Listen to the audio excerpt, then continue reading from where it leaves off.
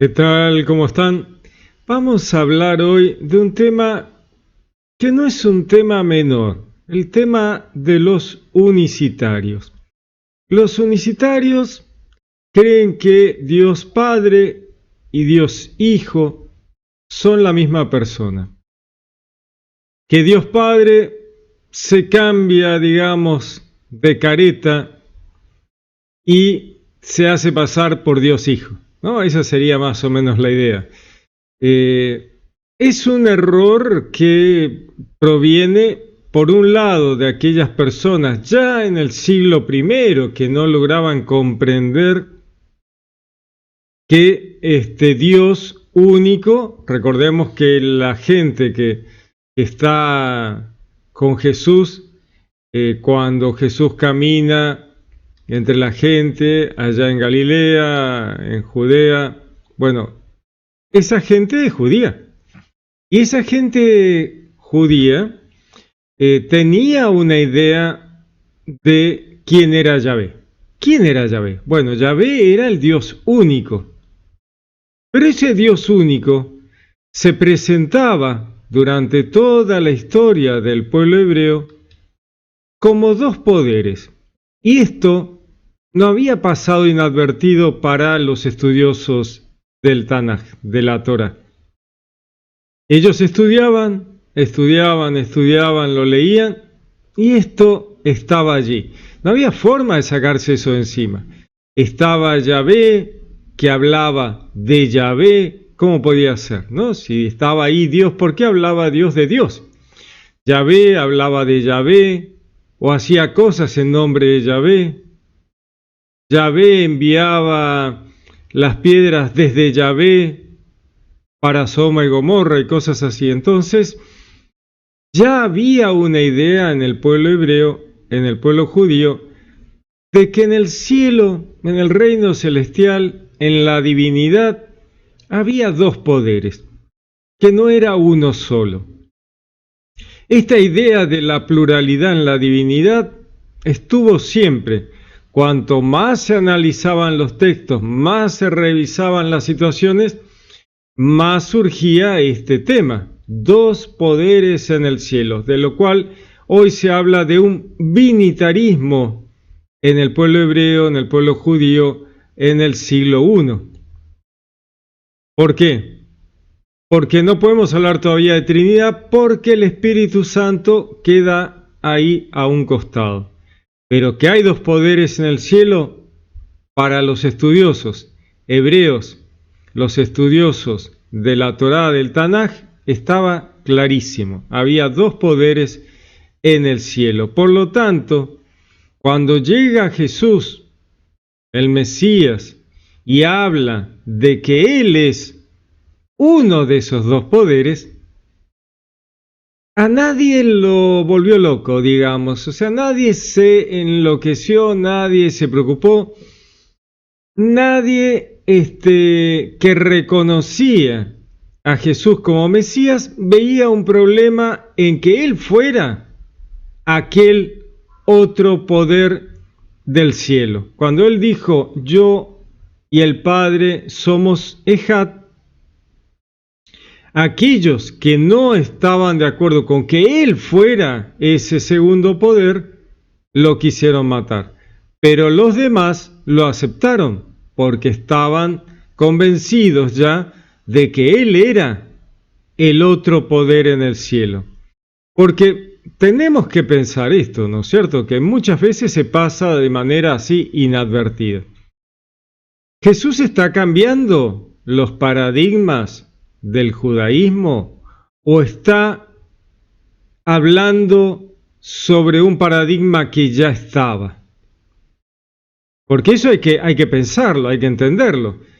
¿Podían los hebreos aceptar de manera tan fácil, tan sencilla, que Jesús les dijera que en el cielo había dos poderes, el Padre y el Hijo, y que el Hijo iba a venir en las nubes del cielo, un tema que era exclusivo de Dios, de la divinidad? El tema de volver en las nubes del cielo Era un tema de las culturas de toda la zona, que estaba relegado únicamente a la divinidad. Los dioses de las otras culturas que venían en las nubes del cielo eran el Dios absoluto. No había dioses secundarios o ángeles u otros emisarios que vinieran en la nube del cielo. El que venía en la nube del cielo era Dios. Entonces, cuando Él dice que va a venir en las nubes del cielo, los seguidores de Jesús lo entienden perfectamente. Los estudiosos de la Torá, del Tanaj, que no quieren aceptar que Jesús sea el Hijo de Dios, que sea realmente ese poder en el cielo y que esté a la altura del Padre, de Yahvé, ¿no es cierto?, que sea Él parte de Yahvé, son los que gritan y se rasgan las vestiduras diciendo, bueno, ¿qué más tenemos que escuchar? Recuerden, en la Pasión de Cristo se rasga las vestiduras del sumo sacerdote y dice, bueno, está diciendo que Él es la divinidad y que va a venir en las nubes del cielo. Jesús está diciendo que Él es ese poder en el cielo. Ahora, tenemos entonces que en el antiguo judaísmo, en el judaísmo antiguo, los hebreos, los estudiosos de la Torá, del Tanaj, ellos sabían, entendían que había esto, dos poderes en el cielo. Ahora vamos a ver textos donde esto surge y donde se nota, se ve, está clarísimo en muchísimos lugares, por toda la Biblia, ¿no? ¿Por qué esto se oculta luego de Jesús? Bueno, para aquellos judíos que no habían estado de acuerdo con que el Mesías había sido Jesús y era Jesús porque había resucitado, ellos van a eliminar de todo su material, de todo su contenido, de todas las referencias posteriores a la resurrección de Cristo, para el judaísmo van a tratar de eliminar y hacer herético cualquier pensamiento y vueltas a revisar este tema de los dos poderes. Entonces van a modificar algunos textos del Tanaj, van a eliminar libros del Tanaj, van a generar un canon reducido al salir de Yavne, y entonces en el siglo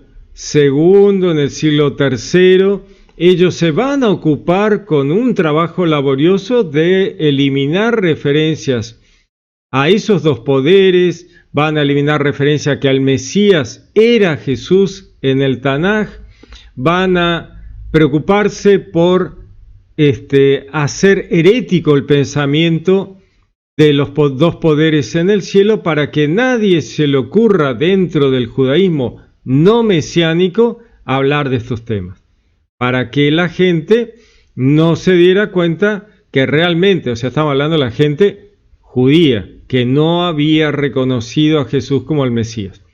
Los que habían reconocido a Jesús como el Mesías, que se habían dado cuenta de los dos poderes del cielo, cerraban con Jesús, o ya estaban trinitarios con la iglesia cristiana y ya eran todos católicos y ya se habían convertido, bueno, esos ya estaban, ¿no es cierto? Los judíos mesiánicos ya estaban convertidos, los cristianos ya estaban convertidos, pero había un grupo minoritario de judíos que se mantenían firmes en que Jesús no era el Mesías, y para que Jesús no fuera el Mesías debían reforzar estos temas.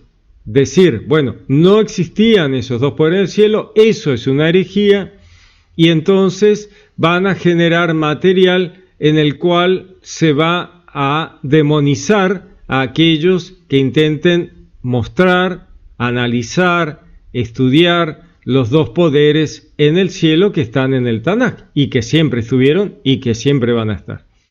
Entonces vamos a encontrar que cuando se realiza crítica textual, vamos a ver que hay textos que se han modificados por básicamente los saduceos, que son los que más han perseguido a la iglesia cristiana y han estado más anticristianos, anticristo, ¿no es cierto? Van a ser los perseguidores de la iglesia. Los saduceos se van a ocupar de eliminar los dobles referencias a Yahvé en algunos textos del Antiguo Testamento, ¿no?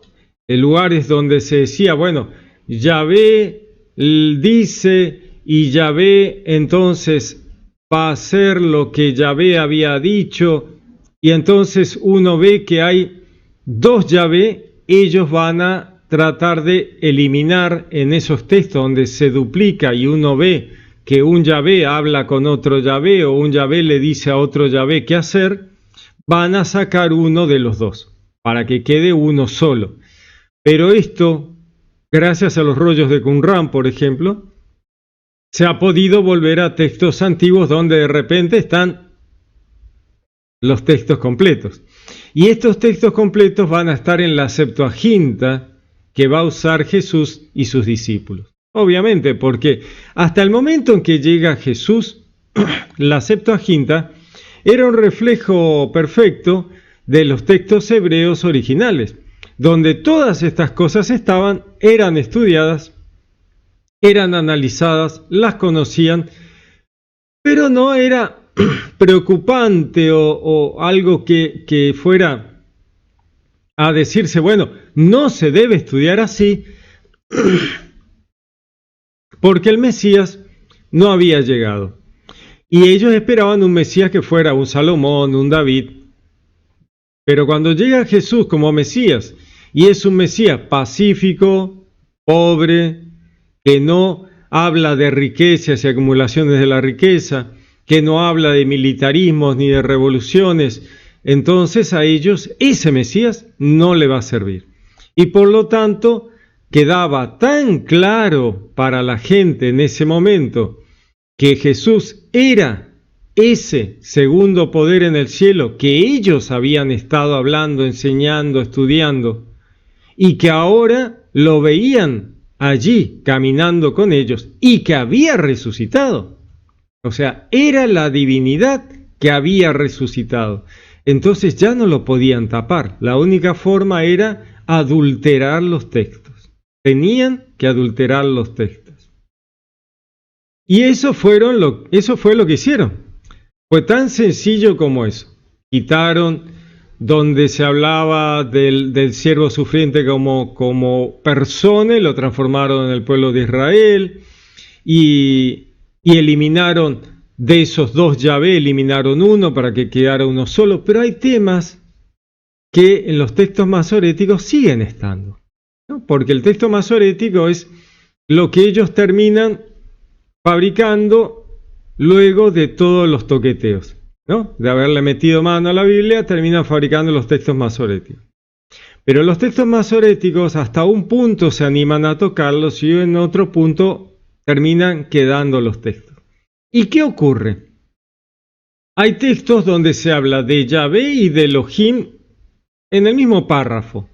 Y entonces uno dice, ¿por qué hablan de Yahvé? El texto habla de Yahvé, que es el Dios único, absoluto, y luego se refiere a Elohim, y Elohim es un plural de Dios, dioses. Y entonces uno dice, a ver, si Dios revela la palabra y está hablando del monoteísmo y del Dios único, y Yahvé es el Dios único, ¿por qué luego se refiere a Elohim, que es una pluralidad de dioses? Si el pueblo hebreo tiene singulares, no es que no tiene palabras en singular. El pueblo hebreo, la lengua hebrea, tiene singular. No es necesario usar un plural. Sin embargo, el plural está. Está Yahvé y está Elohim. Y entonces, ¿por qué mantienen Elohim cuando ellos ya son monoteístas? No solo en los textos más antiguos, sino en textos que luego van reescribiéndose, se van reescribiendo, y hasta le meten un poquito de mano, pero no se animan a tocar ese tipo de cosas, porque siguen estando. ¿Y por qué lo hacen? Porque ven que algo hay allí que no pueden tocar. La pluralidad del Dios único, Yahvé, es Elohim. Yahvé, el Dios único, tiene una pluralidad interna que no puede dejarse de lado. Y allí tenemos este Elohim, ¿cierto? Y tenemos el Ejad del Shema. Yo por lo general veo muchos comentarios, videos, estudios de unicitarios que niegan la pluralidad en la divinidad, ¿no? Y entonces ellos niegan la multiplicidad de la divinidad, obviamente, por eso son unicitarios, no logran comprenderlo o están directamente en contra del cristianismo. Y entonces dicen, bueno, pero Ejad es un singular. Pero Ejad no es un singular, Ejad es un plural. Para el singular el hebreo tiene un singular, no es que no lo tiene, tiene Yahid. Para uno singular, la lengua hebrea tiene singular, Yahid. Vos querés decir hijo único, ¿no? Como dice el texto de Abraham, Isaac, y para eso Dios va a usar en el texto Yahid. Yahid es el hijo único de Abraham. Pero Abraham tenía otro hijo, era Ismael. Bueno, pero para Dios el único de la historia de la salvación es Isaac. Y entonces usa Yahid. No es un hijo de un grupo. Para Dios es único, Yahid. Sin embargo, cuando en el Shema se dice Shema Israel Adonai Eloheinu, Adonai Ejad, el Señor es uno, el Shema usa Ejad. Porque Dios les está diciendo, Adonai es un plural, es un grupo, es una multiplicidad, es una pluralidad. Dios es un conjunto, es un grupo. Los dos poderes en el cielo. Ya en el cristianismo tendremos claro que el Espíritu de Dios es parte de la Trinidad, ¿no es cierto? Van a ser las tres personas, porque no tenemos mejores palabras por ahora. Hay que esperar que los teólogos definan un neologismo, una nueva palabra que nos permite identificar la persona en la divinidad.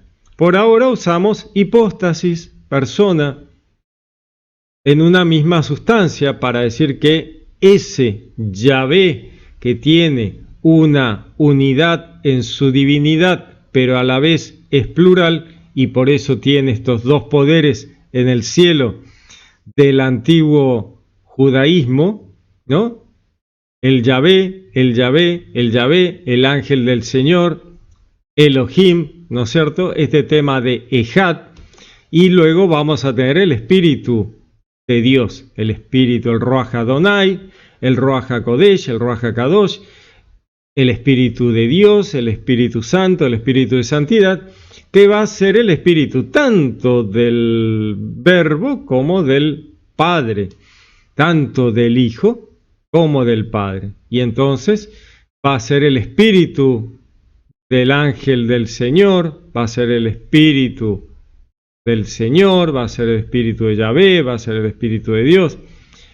El Espíritu Santo proviene tanto del Padre como del Verbo / Hijo, porque ambos son la divinidad. Vamos a ver textos de este tema y luego vamos a ver por qué hay que preocuparse por este tipo de cosas. Porque uno dice, bueno, pero esto es muy complejo, es muy abstracto, es muy complicado, ¿qué importancia tiene en la historia de la salvación o en el cristianismo? Que el cristianismo ya resolvió estos temas. Bueno, sí, hay unicitarios. Bueno, sí, son facciones minoritarias, chicas, que no han entendido nada y que les cuesta mucho comprender la pluralidad de la divinidad. Bueno, ya lo van a entender. Ya fueron declarados heréticos en la antigüedad.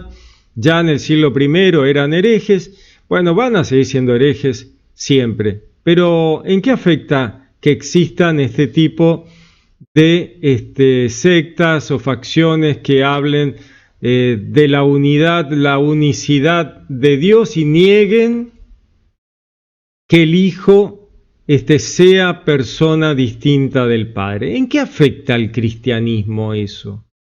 ¿En qué puede afectar a la salvación general de la humanidad, al cristianismo? Bueno, la verdad es que sí, es gravísimo. No es grave, no es una pavada, es gravísimo. ¿Por qué? ¿Por qué es gravísimo? Bueno, porque anulan toda la salvación.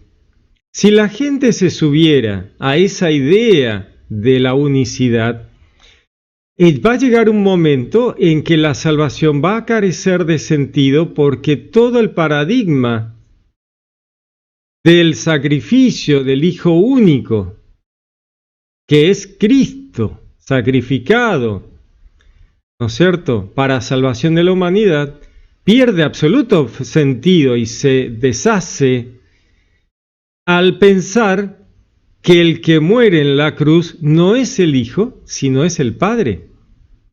¿Se dan cuenta la gravedad?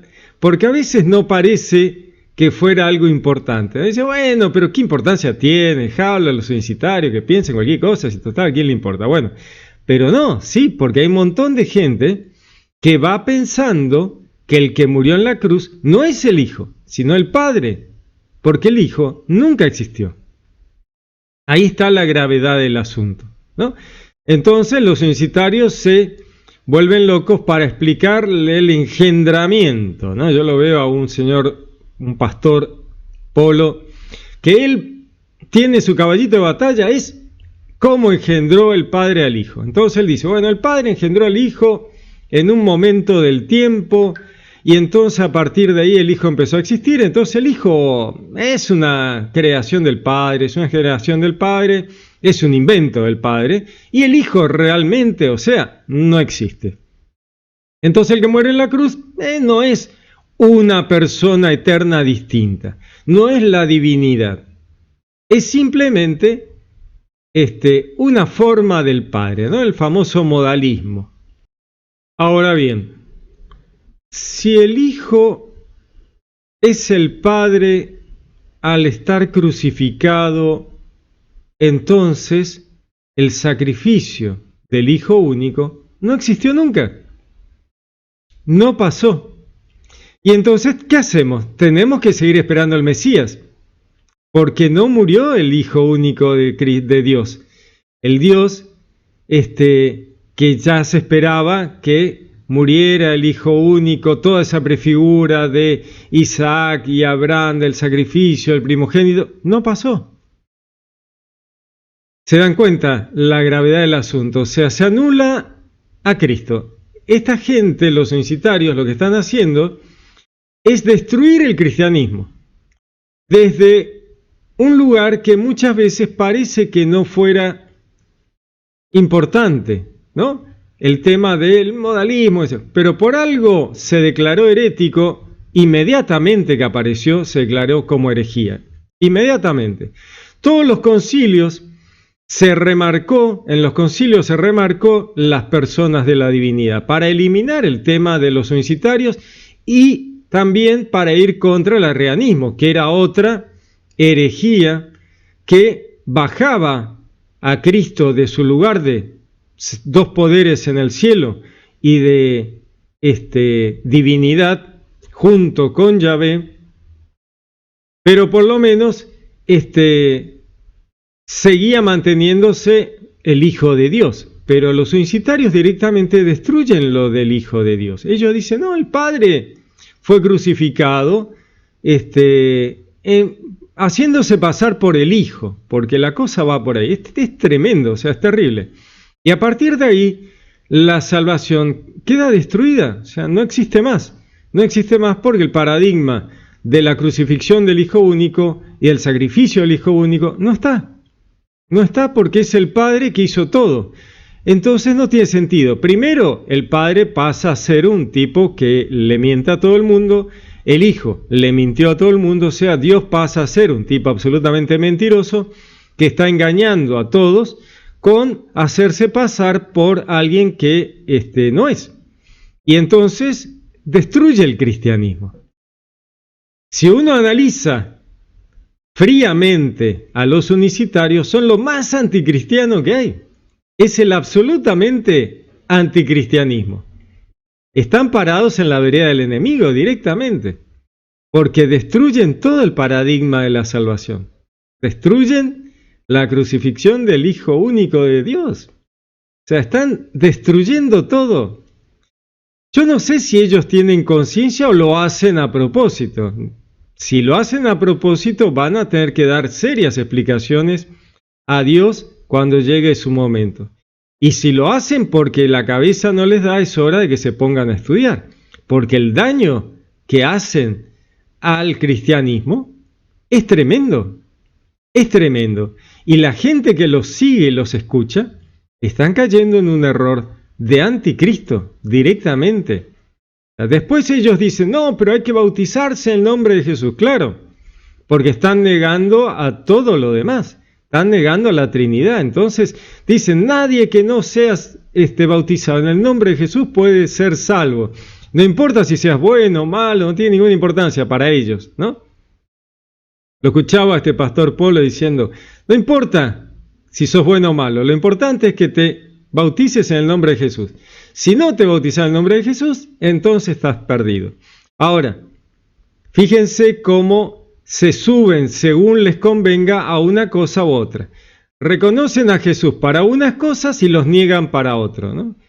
El bautismo es el nombre de Jesús. Bueno, pero es el Padre. ¿Por qué no decir bautizar en el nombre del Padre? No, porque quedarían absolutamente expuestos de que están negando al Hijo. Si ellos dicen una cosa como esa, entonces van a estar negando completamente a Jesús y no quieren quedar expuestos. Entonces dicen, no, hay que bautizarse en el nombre de Jesús. Sí, genial. Pero en realidad tienen que bautizarte en nombre del Padre, del Hijo y del Espíritu Santo, como dice Mateo 28. Jesús mandó bautizarse en el nombre de la Trinidad. Y así se bautizaba la iglesia primitiva desde el principio. Ahí tenemos a la Didaye, tenemos a Justino Mártir. El bautismo siempre fue trinitario. ¿Por qué ellos insisten en el bautismo de solo Jesús? Para no dejar en evidencia que ellos son anticristos, ¿no?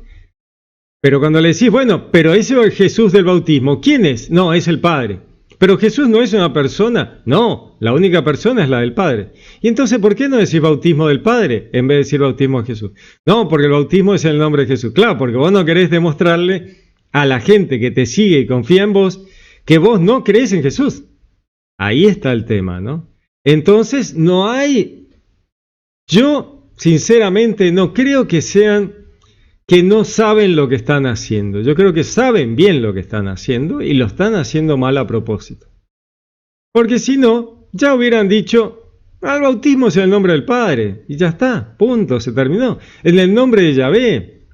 No hablan de Yahvé, eso es interesante. Hablan del Padre, no hablan de Yahvé. Porque Yahvé engloba al Padre, al Verbo y al Espíritu Santo. Ellos van con el Padre, ¿no? El Padre que engendró al Hijo, ¿no? Y ese engendramiento, y el engendrar, que ponen un engendrar en un determinado punto del tiempo, porque no comprenden que la palabra engendrar simplemente no tenemos una mejor, se usa en teología para demostrar que el verbo proviene del Padre, pero eternamente fue así, o sea, no hay un punto inicial, un momento en el cual esa realidad no existiera.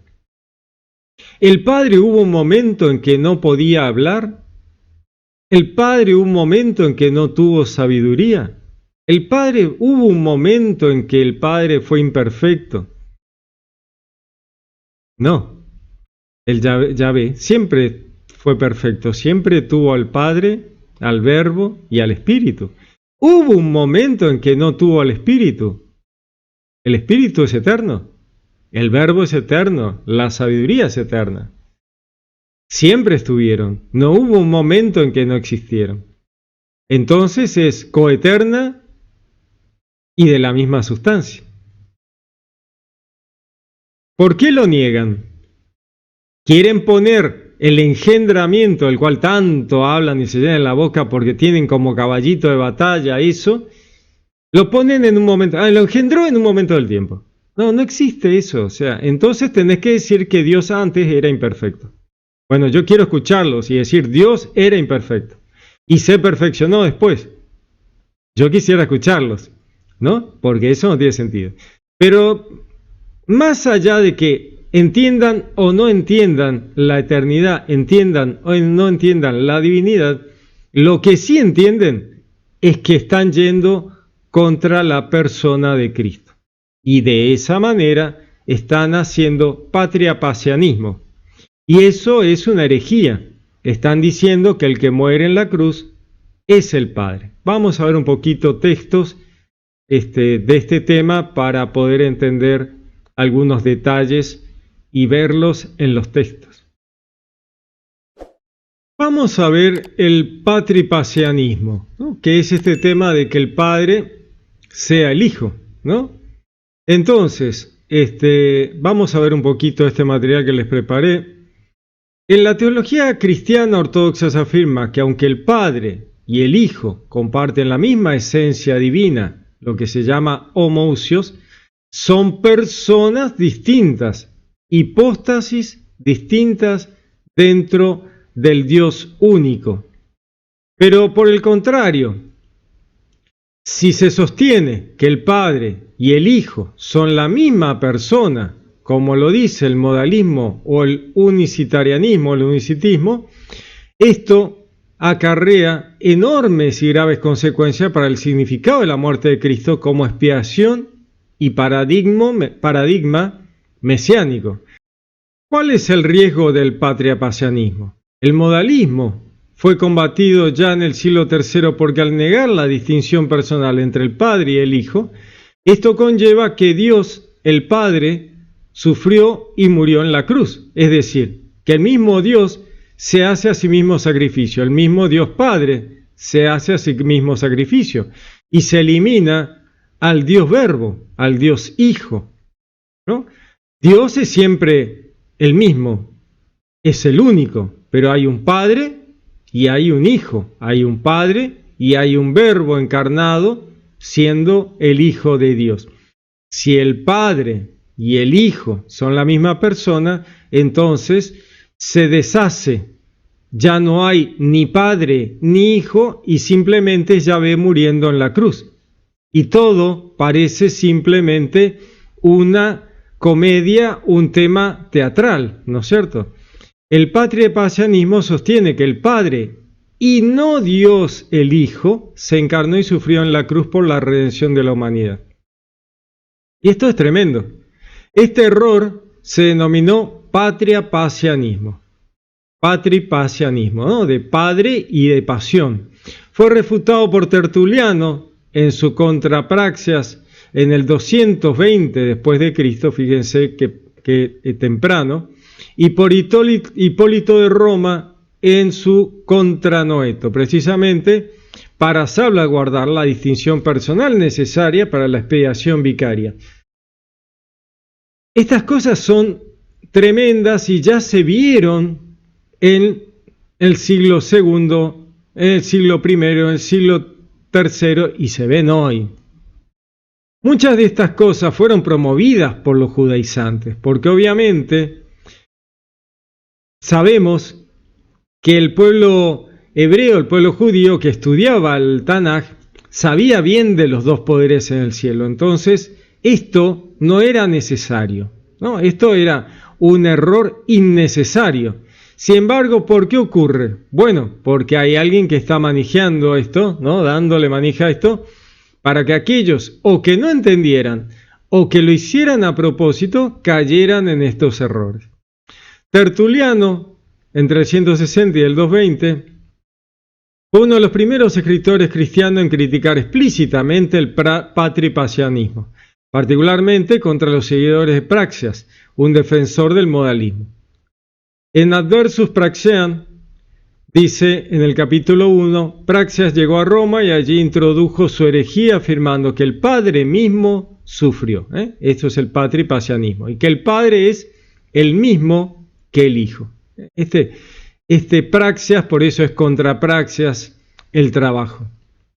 Hipólito de Roma, 170-230, escribe contra el patripasianismo, especialmente contra Sabelio, otro defensor del modalismo, cuando habla contra los noetianos. Decía, no debemos decir que el Padre sufrió, sino que el Hijo sufrió por nosotros según la carne. El Padre permaneció inmutable e inafectado. ¿Ven cómo es fundamental comprender que no es una tontería este tema de pensar que el Padre es el Hijo y que en realidad no muere el Hijo y que el Hijo nunca existió? Si el Hijo nunca existió, Cristo no es el Mesías y se terminó, ¿no es cierto? Y ahí termina el cristianismo y termina la salvación. Hipólito enfatiza que el sufrimiento en la cruz fue exclusivamente obra del Hijo encarnado, mientras que el Padre, siendo inmutable, no puede experimentar sufrimiento. Veamos un poquito la expiación vicaria y la relación interpersonal, que es fundamental para entender la salvación. La doctrina bíblica de la expiación exige que el Hijo, como persona distinta, tiene que ser persona distinta, reciba el castigo de la justicia del Padre, que el Padre demanda y ofrezca un sacrificio aceptable delante de Él. Si las dos personas son la misma, no existe tal sacrificio. No existe el pago de redención, no existe la salvación y no existe el cristianismo. El unicitario es anticristiano, básicamente, ¿no es cierto? Sin el sacrificio del Hijo justo de Dios, el Santo Dios Padre, no hay expiación. Y sin la expiación de los pecados, no hay esperanza para nosotros. Sin el sacrificio del Hijo justo de Dios al Santo de Dios Padre, al Santo Dios Padre, no hay expiación. ¿Se entiende? Sin el sacrificio del Hijo al Dios Padre, no hay expiación, no hay salvación, no hay pago ni rescate de los pecados. Y sin la expiación de los pecados, no hay esperanza para nosotros. Decía Chris Sinclair en El peligro del modalismo, explicando esto mismo que les estoy explicando ahora. Entonces, veamos un poquito. La justicia del Padre exige una retribución por el pecado. La sustitución del Hijo, el Hijo soporta esa retribución en lugar nuestro, satisfaciendo así la supuesta ira divina. La restauración de la comunión se restablece la relación padre-hijo porque el Hijo medió ante él.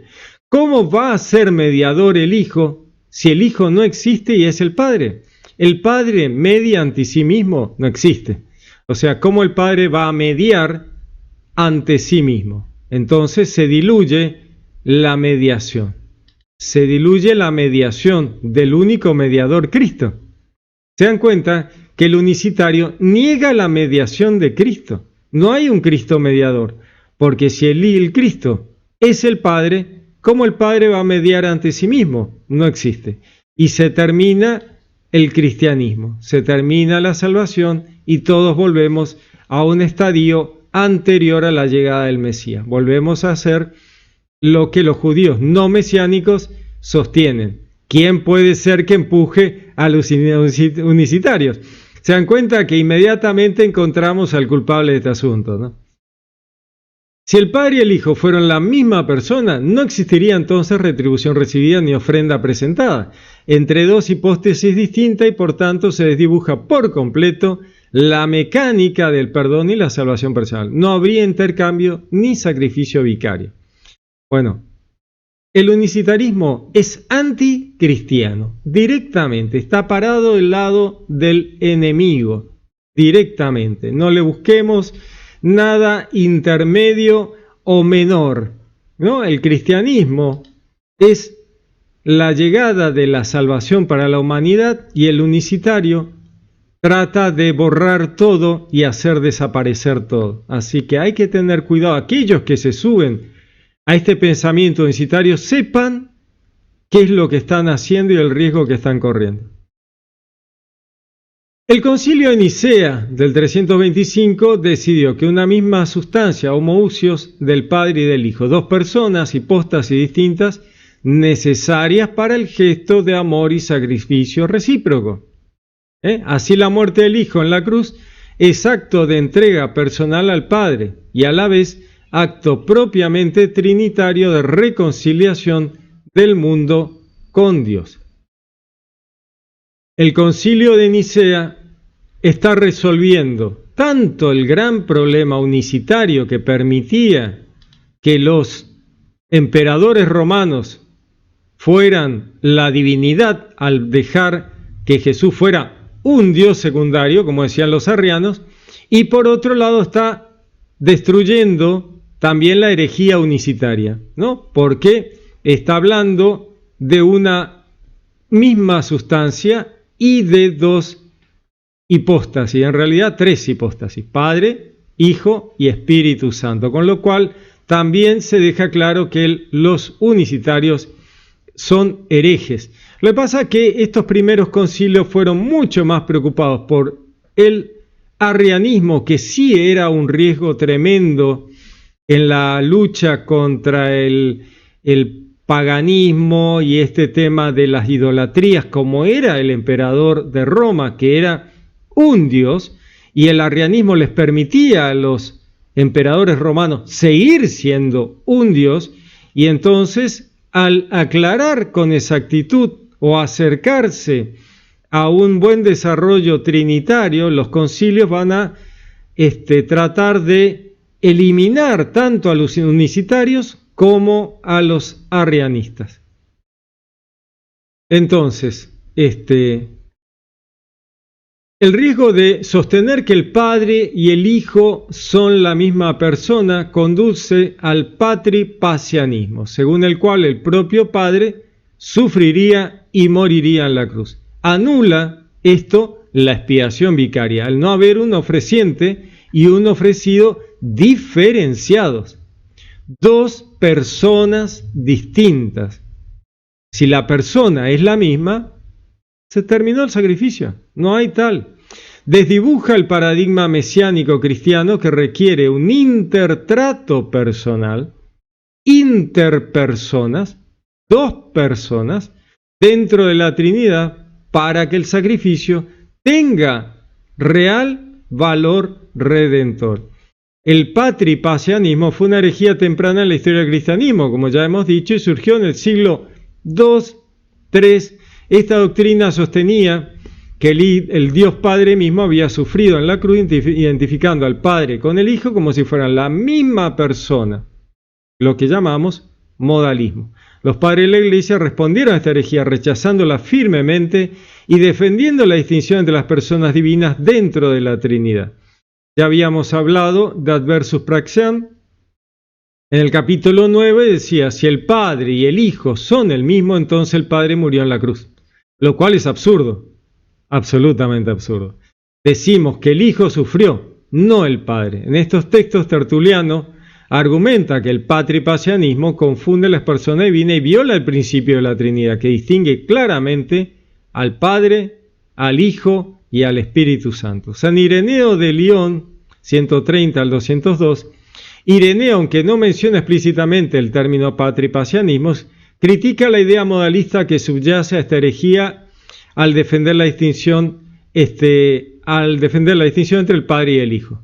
En su libro contra la herejía, en su trabajo contra la herejía, el libro cuarto, decía, el Padre es quien envía y el Hijo es quien es enviado. El Padre no sufre, sino que el Hijo, hecho carne, padece por nosotros. Bueno, es fundamental la interpersonalidad. Tiene que haber dos personas o nada de esto es real. Aquí Ireneo refuta la idea de que el Padre y el Hijo sean la misma persona, destacando sus roles distintivos en la economía de la salvación.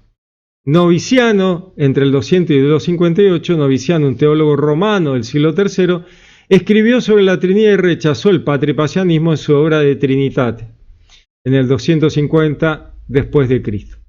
En De Trinitate, capítulo 28, decía, es blasfemo decir que el Padre mismo sufrió, ya que el Padre permanece siempre incorruptible e inmutable. Solo el Hijo, hecho hombre, sufrió en la cruz.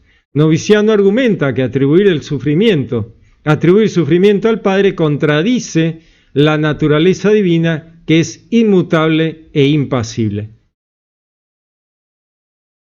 Tengamos en cuenta en este punto, porque yo ya parece que los puedo escuchar a los unicitarios con las barbaridades que suelen decir, entonces van a decir, bueno, ¿cómo entonces, si Dios no puede sufrir, cómo el Hijo encarnado puede sufrir si es la divinidad? Bueno, porque esta divinidad del Verbo encarna y asume 100% la humanidad, lo humano, para poder ser un sacrificio de expiación, el sacrificio del Hijo único, llevar nuestra humanidad al cielo y mostrar que nuestra humanidad es redimida. Por eso asume absolutamente la humanidad y por eso sufre, que si fuera Verbo sin encarnar, no sufriría. Por eso el Padre no sufre, pero el Verbo encarnado sufre, ¿no? Esa es la situación. Antes de escuchar alguna de esas cosas, ya lo aclaro, porque parece que ya estoy escuchando lo que van a argumentar. Entonces, decía, Noviciano en su obra de Trinitate aborda con claridad, fíjese que ya está hablando de la Trinidad Noviciano en el año 250, y aborda con claridad la relación entre el Padre y el Hijo, especialmente en lo que respecta al acto eterno de engendramiento. Este es un tema que los unicitarios se vuelven locos con este tema del engendramiento. No, si engendró, lo hizo en un momento del tiempo. No. Engendrar es una palabra que no tenemos una mejor y entonces debemos usar la que se usó en el Nuevo Testamento, en el Antiguo Testamento, porque no tenemos un neologismo mejor y más contundente para poder explicar algo dentro de la divinidad. Pero este engendrar del Padre al Verbo ocurre sin un momento inicial. Por esto que le decía antes, entonces el Padre era incompleto, el Padre era imperfecto, el Padre le faltaban cosas. Yahvé era imperfecto, Yahvé estaba incompleto, Yahvé no tenía la sabiduría, no tenía la palabra que manifestaba, no tenía el Espíritu. ¿Y por qué después se perfeccionó? O sea, era un ser imperfecto y luego fue un ser perfecto. No, siempre lo tuvo, siempre lo fue, siempre fue así. Es totalmente parte de su ser, de su existencia, de su verdad. Es así, desde siempre. Entonces, engendrar en la eternidad simplemente es una forma sencilla, muy compleja para los unicitarios, pero que el trinitario no tiene ningún problema.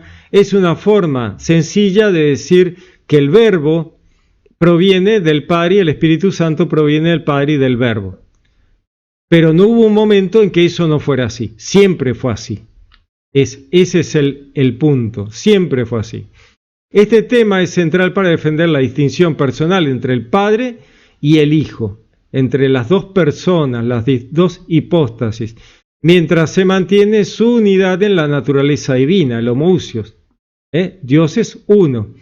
Noviciano expresa esta relación utilizando un lenguaje teológico preciso o lo más preciso posible, basado en las Escrituras y la tradición apostólica.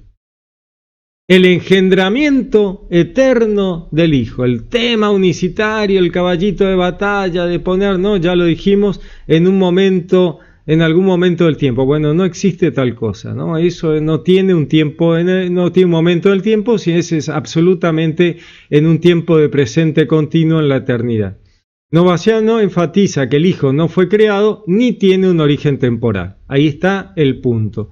No fue creado ni tiene un origen temporal, sino que fue engendrado en un presente continuo, en la eternidad, en un presente continuo y permanente. Para Dios siempre es presente, no hay un pasado ni un futuro, eternamente por el Padre. Este acto de engendramiento es un proceso interno a la vida divina y no implica ni una división ni una separación entre el Padre y el Hijo, porque ambos son la divinidad. En el capítulo 18 decía, el Padre es quien engendra y el Hijo es quien es engendrado.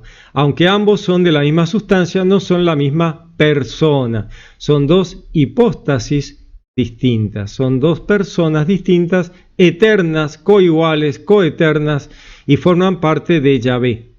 Por eso es fundamental mantener la interpersonalidad y mantener las dos hipóstasis para que pueda haber un sacrificio del Hijo único. Si no, no existe, ¿no? Por lo tanto, el unicitarianismo es totalmente apóstata, totalmente es anticristiano y anticristo. Debe ser descartado, debe ser analizado profundamente y con mucha cautela para aquellos que siguen ideas unicitarias. Novaciano también describe al Hijo como el verbo logos eterno del Padre, quien existe desde siempre, como el pensamiento autoexpresivo de Dios. Este concepto está inspirado en textos bíblicos como Juan 1:1-3. El Hijo es la palabra del Padre, su sabiduría eterna, por medio, decía en el capítulo 19, por medio de quien todas las cosas fueron hechas. Él no fue hecho, sino que fue engendrado antes de todo tiempo. Bueno, esta lucha con la palabra engendrado, que espero que más o menos haya quedado lo más clara posible para los unicitarios que luchan con esta palabra engendrada. Aquí Novaciano identifica al Hijo como la expresión perfecta del Padre, quien existe eternamente como su verbo. Esto refuta cualquier idea de que el Hijo sea una criatura o haya tenido un comienzo temporal, con lo cual se destruye tanto al arrianismo como al modalismo o el patripasianismo o el unicitarianismo. La distinción entre engendrar y crear. Un punto clave en la teología de Novaciano es la diferencia entre engendrar y crear. El Padre engendra al Hijo, lo cual es un acto eterno e interno a la Trinidad. En cambio, el Padre crea el universo y todo lo demás a través del Verbo, del Hijo. La palabra de Dios es la que crea. El Hijo no fue creado, sino engendrado. Decía, la creación pertenece al Padre a través del Hijo, pero el engendramiento pertenece únicamente al Padre. Esto muestra una jerarquía divina en personas coeternas, cosustanciales y divinas en el mismo Yahvé. Este pasaje subraya que el Hijo es cosustancial, de la misma naturaleza con el Padre, mientras que las criaturas son ontológicamente distintas de Dios. Son criaturas, toda la creación es criatura, pero Padre, Verbo y Espíritu Santo son coeternas, cosustanciales y son la divinidad. El Padre, veamos al Padre como fuente de la Trinidad. Novaciano también destaca que el Padre es fuente originaria de toda la divinidad, incluyendo al Verbo, Hijo y Espíritu Santo. Verbo / Hijo y Espíritu Santo. Sin embargo, esto no implica superioridad jerárquica, ya que el Hijo y el Espíritu Santo son iguales en naturaleza al Padre. Aquí hay un tema de evitar que se piense que están subordinados. Entonces hay que entender cuando se habla de jerarquía divina y de subordinación. La jerarquía divina simplemente muestra que el Verbo espera las instrucciones del Padre, pero eso no lo hace menos, porque esa es otra historia que ya parece que ya la escucho.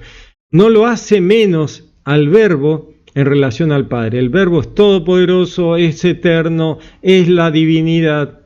Simplemente que el Verbo espera las instrucciones del Padre para llevar adelante la creación. Pero es coeterno, es la divinidad y entonces no está subordinado, porque ese es el otro tema. Este texto que citábamos refleja la idea de la monarquía del Padre, según la cual el Padre es el origen de las otras personas divinas, pero todas son coeternas y cosustanciales. El rechazo del subordinacionismo, lo que les decía antes. Novaciano rechaza cualquier noción de que el Hijo sea inferior al Padre, no es inferior al Padre, o que su engendramiento implique dependencia ontológica, tampoco, al contrario, afirma que el Hijo es plenamente Dios y coigual con el Padre.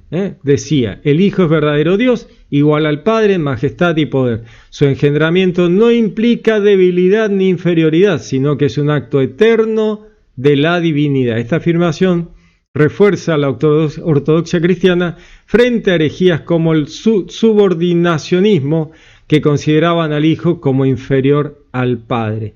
Novaciano describe el engendramiento del Hijo por parte del Padre como un acto eterno e interno a la naturaleza divina, mediante el cual el Hijo es engendrado como el Verbo eterno del Padre, en un presente permanente que no tiene un punto inicial.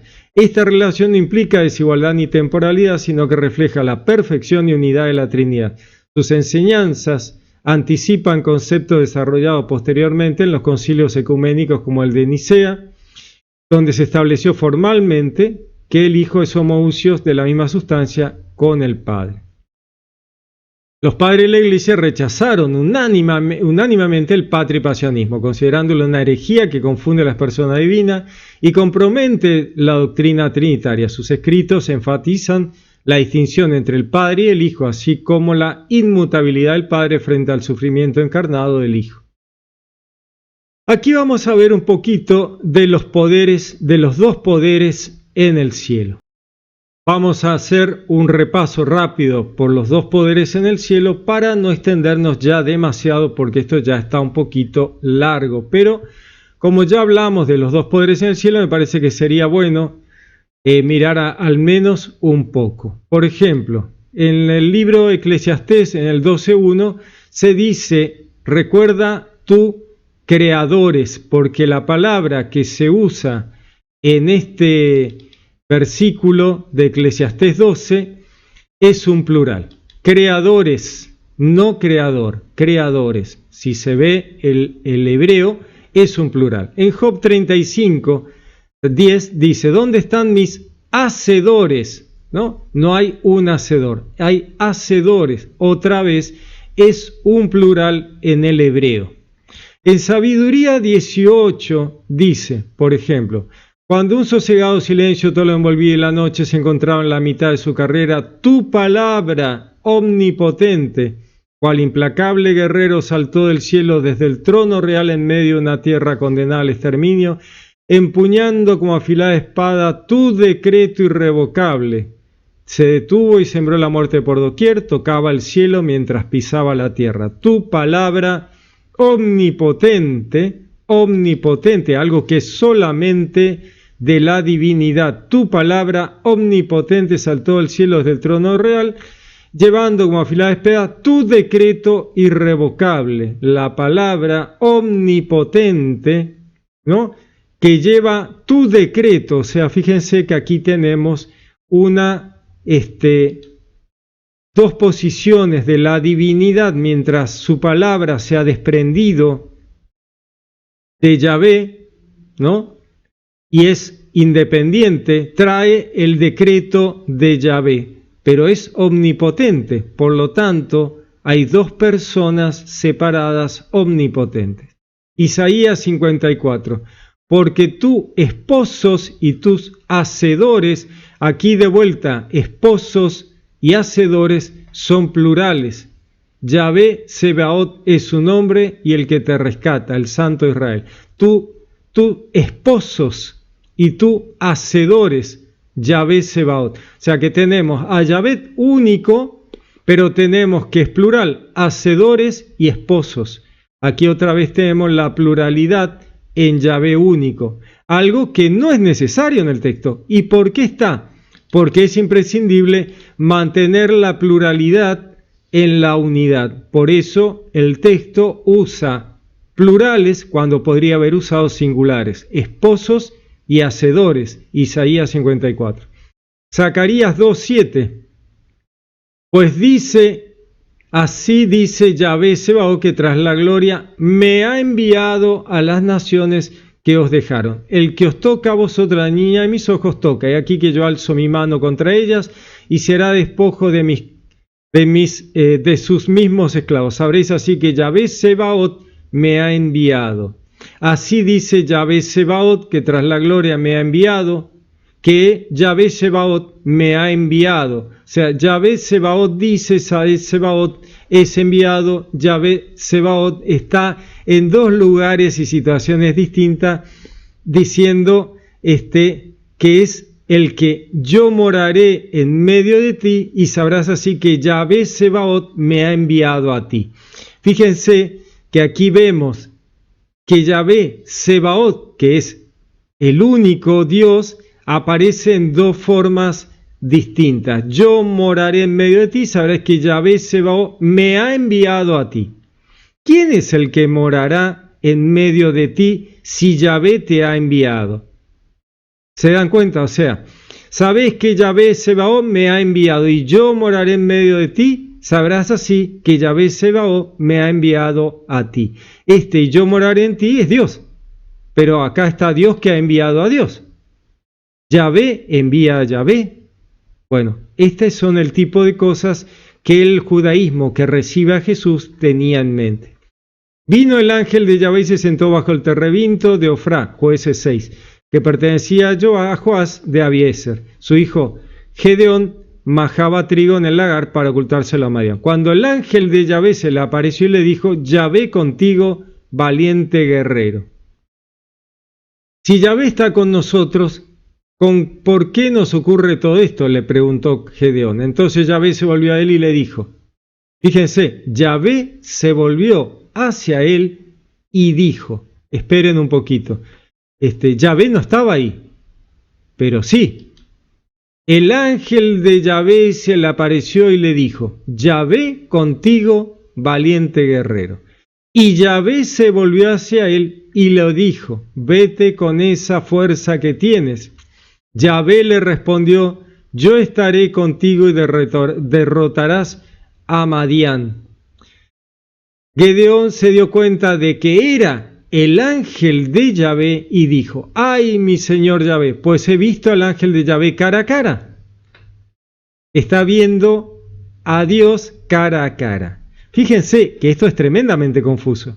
Yahvé se volvió a él y le dijo, Yahvé le respondió. Gedeón se dio cuenta de que el ángel de Yahvé, ¿no?, de que era el ángel de Yahvé y dijo, ¡ay, mi señor Yahvé! Pues he visto al ángel de Yahvé cara a cara. Yahvé le respondió, la paz sea contigo, no temas, no morirás. O sea, está Yahvé y está el ángel de Yahvé, que es Yahvé. Sin embargo, están hablándose como dos personas distintas. Gedeón se da cuenta de esta situación. Entonces Gedeón se dio cuenta de que era el ángel de Yahvé y dijo, pues he visto al ángel de Yahvé cara a cara, y teme morir porque el quien ve a Dios muere. Pero lo ha visto a Dios cara a cara. Yahvé le respondió, no temas, no morirás. Dos poderes en el cielo. ¿Se dan cuenta? Esto está muy presente y sigue estando presente.